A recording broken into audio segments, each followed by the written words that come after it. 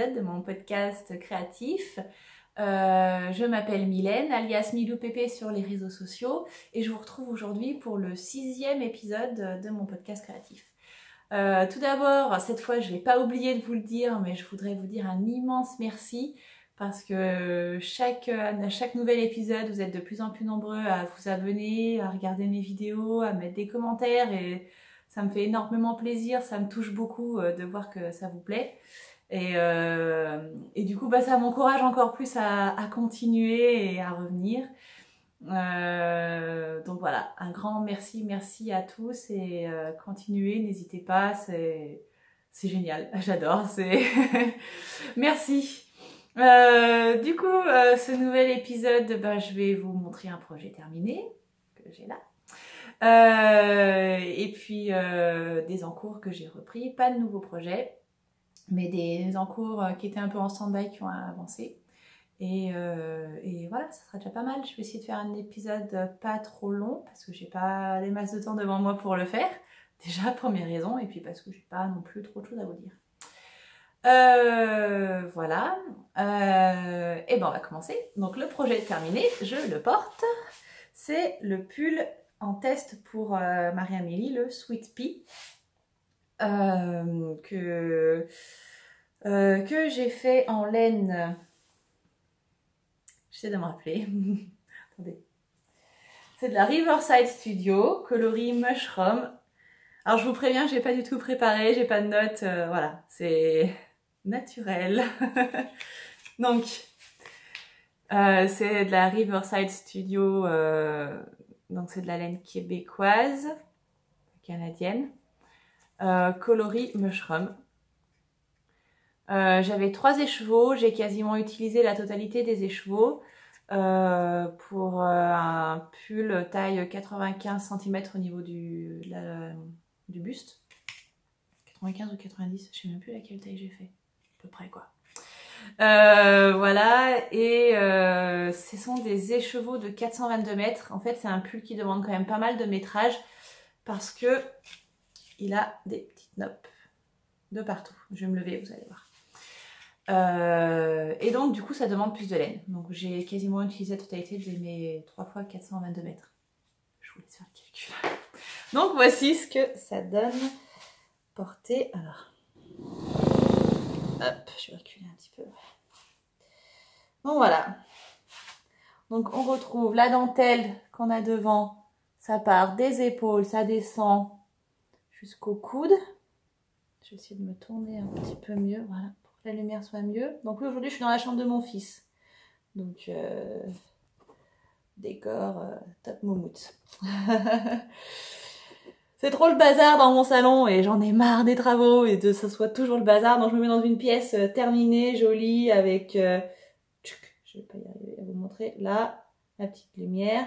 Je suis nulle en perspective. Bref, c'était pas ça que je vous montrais au départ. C'était mon pull avec des côtes en bas, des côtes au poignet. Donc les manches sont un petit peu bouffantes parce qu'on réduit énormément de mailles juste avant de faire les côtes. Donc ça fait des manches un petit peu larges à cet endroit-là et un peu resserrées. Donc resserrées au poignet et un peu l'aspect bouffant, voilà. Ensuite on reprend les mailles au niveau de l'encolure. Et on fait quelques rangs de côtes. Et puis voilà, donc le raglan il est un peu différent de ce qu'on a l'habitude de voir. C'est pas vraiment un raglan, c'est à moitié des manches montées, moitié raglan. Donc on a un petit peu de raglan ici. Et puis là on a relevé des mailles. Enfin voilà, il y a toute une construction bien typique, propre à Marie-Amélie, qui fait des trucs vraiment super. Voilà, quoi dire, c'est un super modèle. Il va sortir la semaine prochaine, donc tenez-vous prêts. Je crois que c'est mardi la sortie. Donc voilà. Quoi dire d'autre? Je le porte déjà pas mal. Je peux commencer à vous faire un retour sur la laine. C'est de la single. Et pour le moment, elle est pas trop mal. Même là, ça va quoi. Là, donc là, c'est des diminutions. Mais bon. Je me remets dessous le bras, c'est rigolo, non? Donc voilà.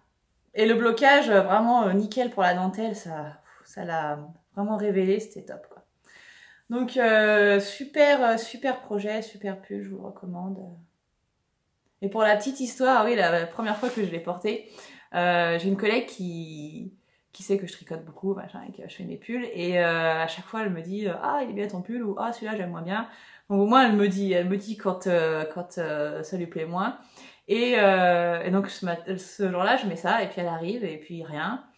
Et puis toute la matinée passe, on fait une pause, elle m'en parle pas, je dis bon, elle a pas vu que j'avais un nouveau pull quoi, elle a pas vu mon pull. Et puis au bout d'un moment, ça va quoi, donc je lui dis oh, t'as pas vu, j'ai un nouveau pull. Elle me fait mais c'est pas toi qui l'as fait celui-là. Si. Donc voilà, du coup c'était rigolo parce qu'elle me croyait pas, mais elle me croyait vraiment pas, elle me disait mais c'est pas possible, comment tu fais ça et tout. Je dis bah il y a des grilles, on suit, voilà, il y a des explications, on suit des explications et ça fait des petits motifs. J'ai dû lui montrer quand même le PDF, le patron, pour lui montrer que j'ai suivi les explications qui étaient écrites, que c'est moi qui ai fait, enfin que c'est moi qui ai suivi les explications, et les photos intermédiaires que j'avais pu faire du projet pas fini, parce qu'elle ne me croyait pas, donc sympa la copine. Donc voilà, c'était rigolo. Mais si, c'est bien moi qui l'ai fait de mes petites mains. Voilà, donc du coup voilà, projet terminé, je suis contente. Je vais vous montrer maintenant ce que j'ai repris, qui était en cours, que je vous avais montré une fois, qui n'était pas beaucoup avancé. C'est le brioche Alicious que je réalise dans le cadre du CAL Brioche Délicieuse, organisé par Elodie A Knitting Journey, Socognit, donc Amy, et Nono Nicolas, Noémie. Je crois que je me suis pas trompée, et j'ai pas pris de notes, hein, donc... voilà. Ah, j'ai oublié de prendre mon classeur, ou tant pis, c'est pas grave. Elodie, Knitting Journey, a dessiné, a créé un tableau de suivi du tricot qui est absolument génial. En fait, elle a retracé un tableau avec tous les rangs de chaque section et il n'y a qu'à cocher dès qu'on a fait les rangs. Et on peut s'arrêter quand on veut, c'est parfait, pas besoin de s'amuser à raconter les mailles à chaque fois pour savoir où on en est et tout. Donc voilà, c'est vraiment bien et on ne se trompe pas. Donc, la dernière fois, je crois que j'en étais au milieu de la section de brioche, la deuxième section là, brioche jaune. Et maintenant, j'en suis là. Donc j'ai fini la troisième section, donc le point mousse. J'ai fini la quatrième section et j'en suis à la cinquième, donc la troisième section de point mousse. J'ai 340 et quelques mailles sur mes aiguilles, mais j'ai un petit câble, donc c'est difficile de se rendre compte de l'ampleur, mais ça commence déjà à devenir sympa quand on déplie l'accordéon, quoi. Voilà. Mais ça va, franchement, j'adore le faire, ça va super vite. Point mousse, ça roule tout seul. La brioche, au bout d'un moment, enfin, moi c'est mon deuxième châle en brioche, donc du coup j'ai bien pris le coup de main. Et voilà, quoi, c'est... Moi j'aime bien. Ça rend pas mal comme tout. Ah oui, puis l'autre côté, ça donne ça avec les deux couleurs.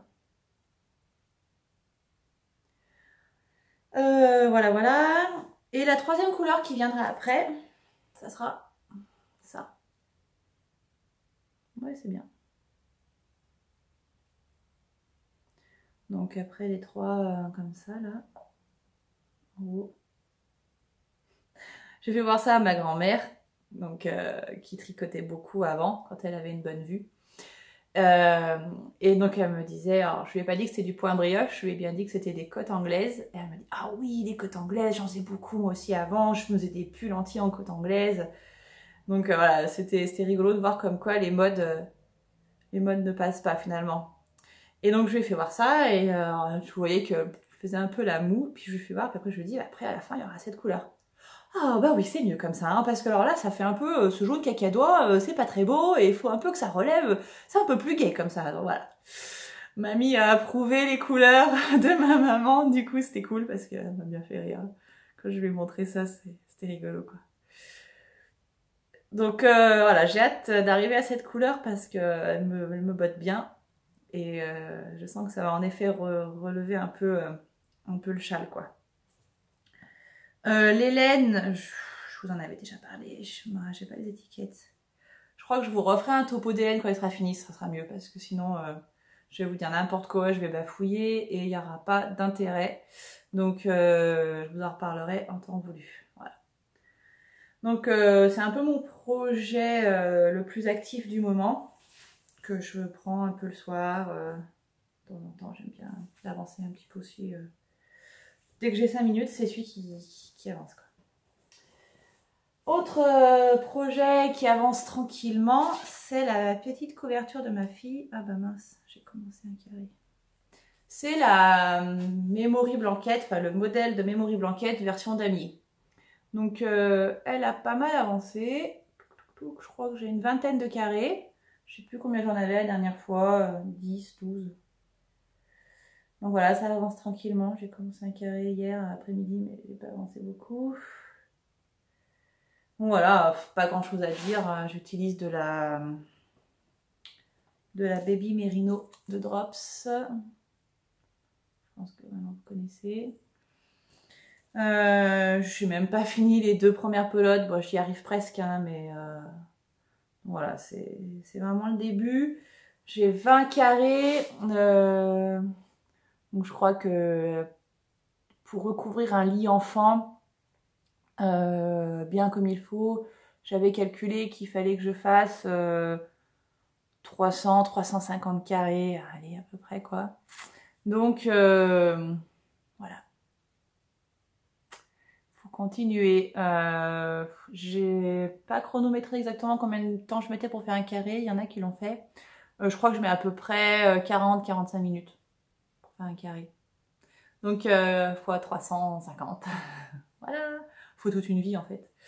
Donc tranquillou quoi. Je sais pas si ça sera fini à la fin de l'année. Ah oui, je fais cette couverture dans le cadre du cal organisé par Mélise, la boutiqueuse, qui fait un cal qui s'appelle l'année de la blanquette. Voilà. Donc l'idée c'est de tricoter tous ensemble des couvertures sur toute l'année et d'arriver à une couverture à peu près finie à la fin de l'année, quoi.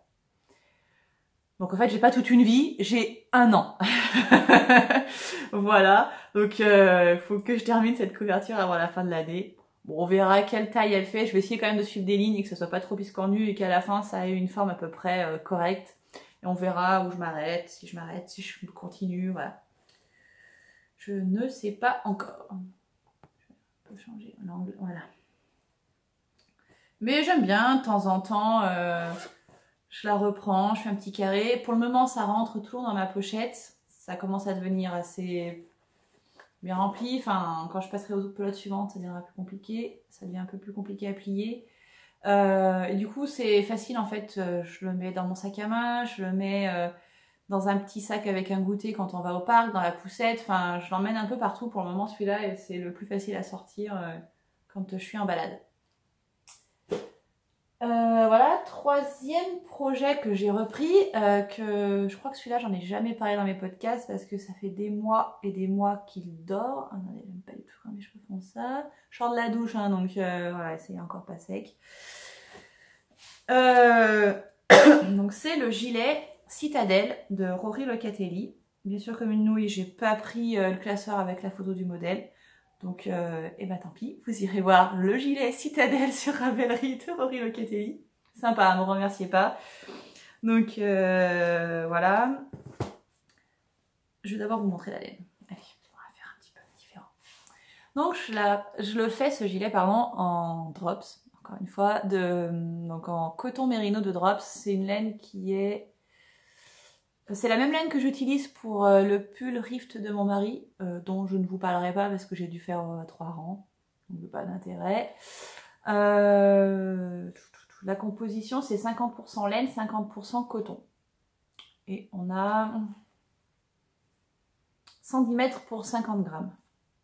Moi, j'aime bien cette qualité parce qu'elle est douce, elle fait pas coton et en même temps, enfin, elle fait pas élastique comme la Baby Merino qui s'étend énormément. Ou la Merino extra fine, enfin c'est des laines hyper élastiques. Au premier lavage, le tricot il fait x2. Donc celle-ci, vu que là c'est un gros gilet, je voulais pas prendre de risque que ça s'étende.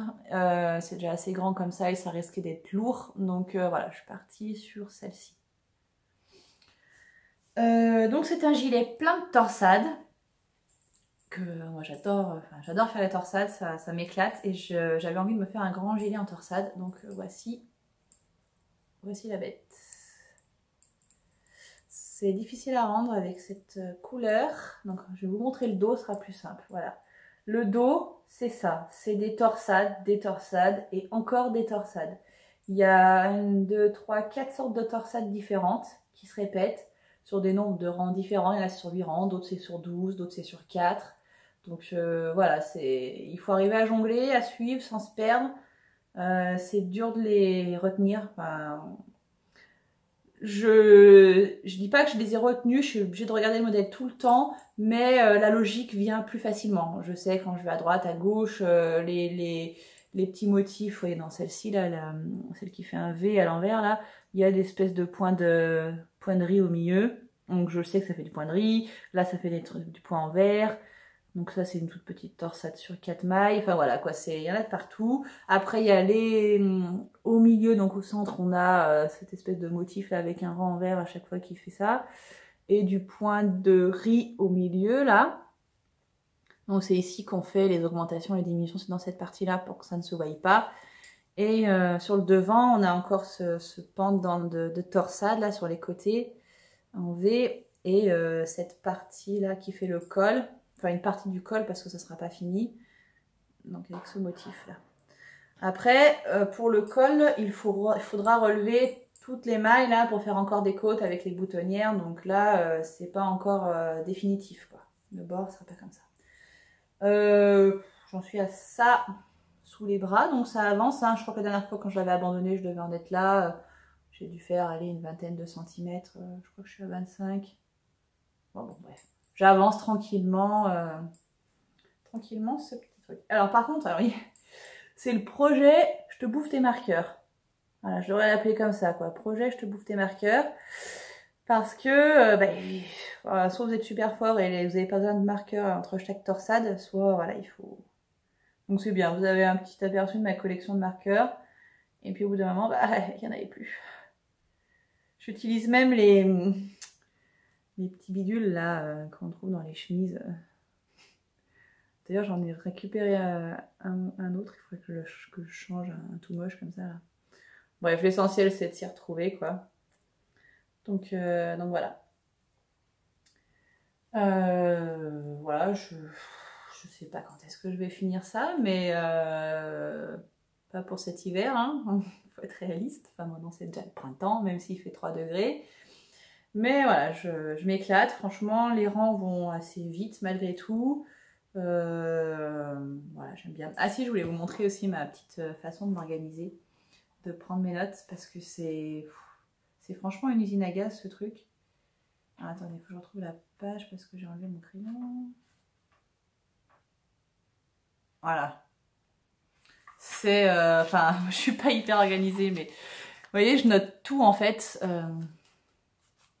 C'est pas le début. Ça a commencé là. Et chaque étape, chaque rang, parce qu'il y a plusieurs trucs à faire en parallèle. Donc quand on fait des augmentations en même temps, on fait...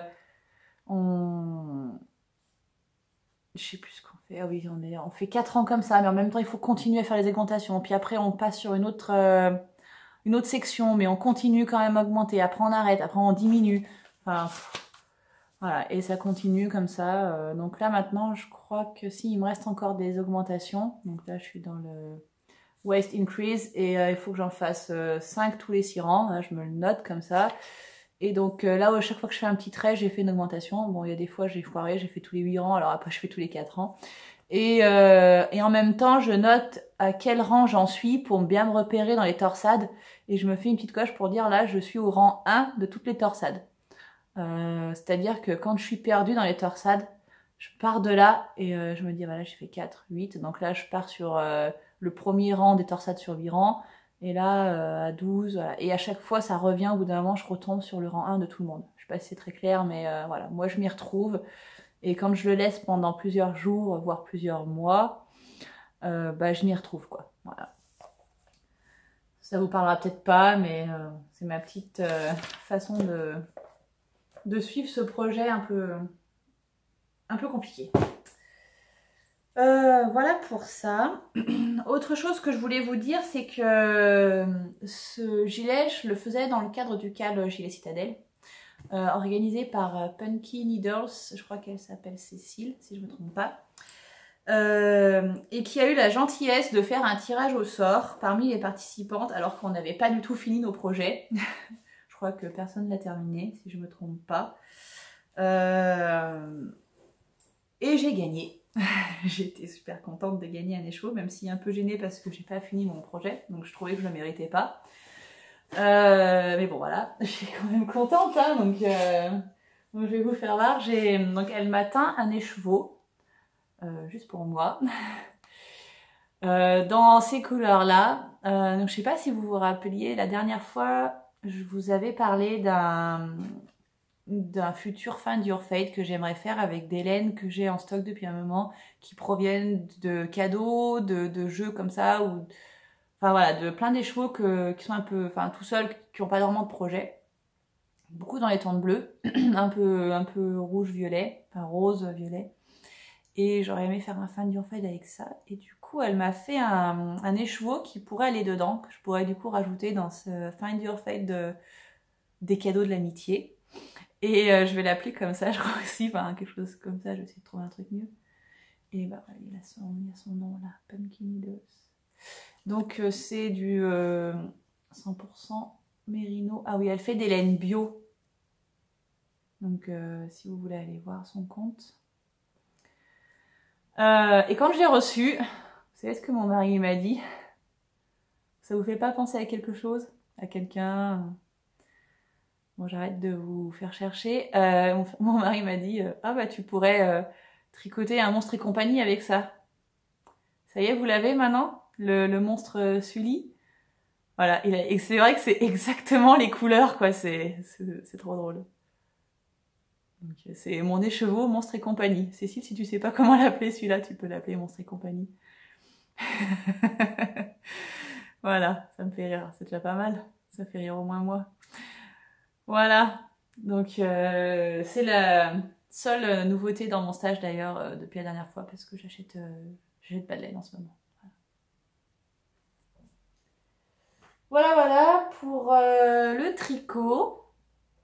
Je vais maintenant passer à d'autres projets terminés et je vais vous expliquer pourquoi dans mon titre je vous parle de reconversion professionnelle. Je me suis découvert une nouvelle passion pour la boulangerie-pâtisserie. Voilà, donc je me suis dit que j'allais peut-être un jour ouvrir une boulangerie. C'est quelque chose qui me plaît pas mal. Et,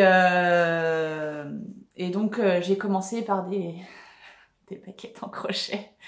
Moi j'arrête de faire j'arrête de raconter des conneries. Donc non, je vais pas ouvrir une boulangerie. C'est juste que voilà, j'ai crocheté des baguettes de pain pour la dînette de mes enfants. J'avais envie de faire plus, mais j'ai pas eu le temps depuis la dernière fois de faire. Je voulais faire des petits croissants, du pain au chocolat, mais bon, la prochaine fois. Donc voilà, c'est quand même assez long à faire parce que c'est quand même grand. Il y a pas mal de. Enfin, ça m'a pris une pelote en fait de faire les 2 baguettes. Donc j'ai crocheté une pelote de coton. C'est de la cabotine de fil d'art. Donc voilà, c'est tout bête, hein. Pas grand chose de particulier. Ils pourront faire des sandwichs. Voilà pour la dînette des enfants. J'ai fait d'autres trucs en crochet que je vais vous faire voir aussi pour une copine à moi qui a eu un petit garçon au mois de juillet. Donc il était temps que je lui fasse quelque chose, n'est-ce pas? Et donc voilà, je la vois ce midi en plus. Coucou Véro. On va manger ensemble. Du coup, voilà, je voulais lui offrir aujourd'hui et je voulais tourner le podcast absolument avant pour pouvoir vous le faire voir. Et donc j'ai fait un petit pingouin. Donc c'est un modèle issu du livre Le Monde de Picapo. Donc ça c'est le premier tome qui est sorti. Celui que ma maman m'a offert à Noël, que j'adore. Et donc c'est le modèle Humboldt le pingouin. Donc en vrai il donne ça. Le mien. Voilà. je le fais pas si mal. Donc vraiment j'ai adoré faire ce modèle. Je me suis éclatée, c'était trop bien. J'ai même fait du jacquard de crochet, donc pour faire les yeux.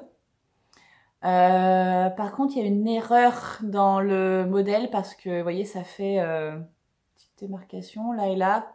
Enfin, comme si ça faisait des grandes paupières, alors que sur le dessin, sur l'image du modèle, là, on voit bien que ça le fait pas. Et donc, en fait, il y a une erreur dans les rangs suivants. Là, moi, je m'en suis pas rendu compte tout de suite. C'est après coup, quoi. Il aurait fallu continuer, en fait, sur le dernier rang d'augmentation, là, de blanc. Continuer sur le même modèle, quoi. Ça aurait pas fait cette petite démarcation. Et on le voit au niveau du nez. Le nez, bah, moi, je l'ai quand même centré, hein. Mais on voit que le nez du modèle prend toute la largeur, enfin, là, entre les deux yeux. Et pas le mien, quoi. Bon, après, c'est pas méchant, hein. Quand on n'a pas le modèle sous les yeux, on peut pas savoir. Bon, bah là, c'est loupé. Véro, si tu regardes le podcast, tu verras que je me suis foirée, hein. Voilà. Mais bon, ça va. Je trouve que c'est quand même mignon. Enfin, j'aime bien. Du coup, je vais vous montrer la laine, enfin, les laines que j'ai utilisées, même si c'est toujours les mêmes. Donc, c'est de la fil d'art, fil cabotine. J'aime beaucoup cette laine déjà parce qu'elle se crochette très vite, parce qu'elle se dédouble pas. Donc voilà, les coloris, donc un bleu, un gris, ce rouge là pour l'écharpe. Ah oui, il y avait aussi un petit peu de blanc. Donc les blancs c'était un fond de pelote. Et pour les palmes, enfin les pattes et le museau, c'est orange. Hop là, c'est en train de se faire la malle. Je vais remettre les étiquettes. Voilà. Quoi dire d'autre dessus? Oui, quand je l'ai eu fini, que j'étais sur la fin, il y a mon fils qui m'a vu le faire parce qu'il fallait quand même que j'accélère pour le finir.